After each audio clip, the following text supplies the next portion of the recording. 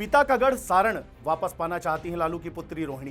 बिहार की सारण लोकसभा क्षेत्र में प्रधानमंत्री नरेंद्र मोदी की हालिया रैली के दौरान यहां मौजूदा भाजपा सांसद राजीव प्रताप रूडी ने दावा किया है कि वह अपने संसदीय क्षेत्र से भारी मतों से जीत दर्ज कर रिकॉर्ड बुक में अपना नाम दर्ज कराने के लिए उत्सुक हैं। वहीं राजद अध्यक्ष लालू प्रसाद की पुत्री रोहिणी आचार्य अपने पिता का गढ़ सारण वापस पाने के लिए जी तोड़ मेहनत कर रही हैं। तो चलिए जानते हैं कि क्या है सारण की राजनीतिक इतिहास और राजनीतिक समीकरण, जिसमें फिट बैठने के लिए कोशिश कर रही हैं रोहिणी आचार्य। नमस्कार, मैं हूं अंचल शुक्ला और आप देख रहे हैं विस्तार न्यूज। दरअसल छपरा लोकसभा सीट, जिसे 2008 के परिसीमन के बाद से सारण लोकसभा सीट के नाम से जाना जाता है, लालू प्रसाद ने इस सीट से 1977 में जनता पार्टी की लहर के दौरान एक युवा सांसद के रूप में अपनी राजनीति यात्रा शुरू की थी। वहीं राजीव प्रताप रूडी ने 1996 में अपने राजनीतिक सफर की शुरुआत यहीं से की। वह लालू प्रसाद के साथ सीधे मुकाबले में कभी नहीं जीत सके, पर संयोगवश 2013 में सारण से सांसद रहे लालू प्रसाद के चारा घोटाला मामले में दोषी ठहराए जाने के कारण उन्हें अयोग्य घोषित कर दिए जाने के बाद से उनके चुनाव लड़ने पर रोक लग गई। हालांकि राजद सुप्रीमो ने 2014 में अपनी पत्नी राबड़ी देवी और 5 साल बाद 2019 में अपने बड़े बेटे तेज प्रताप यादव के ससुर चंद्रिका राय को रूडी के खिलाफ चुनावी मैदान में उतारा, पर वह हार गए थे।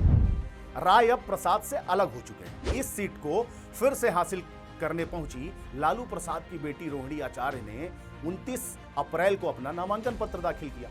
रोहिणी आचार्य राजनीति में प्रवेश करने वाली अपने परिवार की छठी और अपने भाई बहनों में चौथी सदस्य हैं। पेशे से चिकित्सक रोहिणी को एक कंप्यूटर इंजीनियर के साथ शादी हो जाने के कारण विदेश जाना पड़ा था। उन्होंने सिंगापुर में रहकर अपने पिता को किडनी दान करने के बाद से चर्चा में आई रोहिणी ने पहले से ही सोशल मीडिया पर अपनी राजनीतिक टिप्पणियों के कारण सभी का ध्यान खींचा था। सारण लोकसभा सीट से नामांकन पत्र दाखिल करने के तुरंत बाद एक सभा में अपने पिता लालू प्रसाद और छोटे भाई तेजस्वी यादव की उपस्थिति में रोहिणी ने अपने संबोधन में इस क्षेत्र के साथ अपने परिवार के पुराने संबंध का एहसास दिलाया एवं अपने पिता द्वारा किए गए यहां विकास कार्यों का उल्लेख कर यह प्रदर्शित करने की कोशिश की कि अपने पिता की तरह ही वह इस क्षेत्र का वैसा ही ख्याल रखेंगे।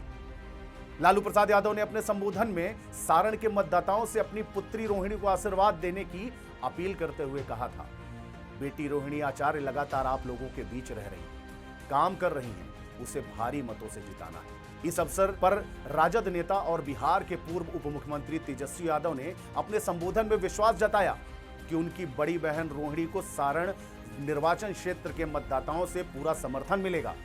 तेजस्वी ने अपने बीमार पिता को अपनी बहन रोहिणी द्वारा किए गए किडनी दान और सिंगापुर में राजद अध्यक्ष की गंभीर सर्जरी के दौरान उनकी सेवा की ओर इशारा करते हुए कहा था कि उनकी बहन ने उनके माता पिता तथा बचपन में उनकी भी अनुकरणीय भावना से देखभाल की है। वह उसी भावना से क्षेत्र के लोगों की सेवा करेंगी। वहीं दूसरी ओर अपनी हैट्रिक के लिए जी तोड़ कोशिश में लगे रूडी अपने क्षेत्र के लोगों के साथ मुलाकात के दौरान राजद सुप्रीमो और उनकी पुत्री रोहिणी की ओर इशारा करते हुए अक्सर टिप्पणी किया करते हैं, हम परमानेंट हैं, आपका सब कैंडिडेट टेम्परेरी है, हम यही रहते हैं, मेरे सामने वाले लोग बदलते रहते हैं। राजपूत मतदाताओं को अपनी ओर आकर्षित करने के एक स्पष्ट प्रयास के तौर पर रूडी के नामांकन पत्र दाखिल करने के तुरंत बाद रक्षा मंत्री राजनाथ सिंह की एक रैली हुई थी और रक्षा मंत्री ने अपने संबोधन में रूडी के प्रशिक्षित पायलट होने का जिक्र करते हुए कहा था, मुझे पूरा विश्वास है इस क्षेत्र में भी आप सभी का समर्थन प्राप्त होगा और सारे विपक्षी दलों को हमारे रूडी जी हवा में उड़ा देंगे। वहीं बिहार के पूर्व मुख्यमंत्री स्वर्गीय दारोगा प्रसाद राय के पुत्र एवं बिहार सरकार के पूर्व मंत्री चंद्रिका राय इस बार रूडी का समर्थन कर रहे हैं। चंद्रिका राय ने पिछली बार 2019 में रूडी के खिलाफ राजद के टिकट पर सारण से चुनाव भी लड़ा था। अपनी बेटी से तेज प्रताप के रिश्ता तोड़ लिए जाने के कारण राजद सुप्रीमो परिवार के खिलाफ बागी रुख अपनाकर चंद्रिका राय मुख्यमंत्री नीतीश कुमार की पार्टी जदयू में शामिल हो गए थे। स्थानीय पूर्व विधायक चंद्रिका राय न केवल रूडी का इस बार समर्थन कर रहे हैं, बल्कि क्षेत्र में उनके साथ घूम घूमकर उनके पक्ष में प्रचार भी कर रहे हैं। हाल में चंद्रिका राय के पुराने विधानसभा क्षेत्र परसा में आयोजित एक सभा की तस्वीरें सोशल मीडिया पर साझा करते हुए रूडी ने कहा था कि जनता का उत्साह साफ संदेश दे रहा है कि यहां हर बूथ पर कमल का फूल खिलना तय। सारण सीट से रूडी ने 2019 में 1,38,411 वोटों के भारी अंतर से जीत हासिल की थी। वहीं एक साल बाद 2020 में बिहार विधानसभा चुनाव में राजद ने इस लोकसभा क्षेत्र में आने वाले 6 विधानसभा क्षेत्रों में से 4 पर कब्जा कर लिया था। इस बार सारण में 20 मई को मतदान होना है और 4 जून को वोटों की गिनती होगी। अब यह देखना दिलचस्प होगा कि लालू प्रसाद की पुत्री रोहिणी आचार्य अपने पिता का गढ़ सारण वापस पाती हैं या राजीव प्रताप रूडी हैट्रिक जीत दर्ज कर रिकॉर्ड बुक में अपना नाम दर्ज कराते हैं। आपको यह वीडियो कैसा लगा? कमेंट बॉक्स में कमेंट कर जरूर बताएं और हां, लाइक, शेयर और सब्सक्राइब करना ना भूलें।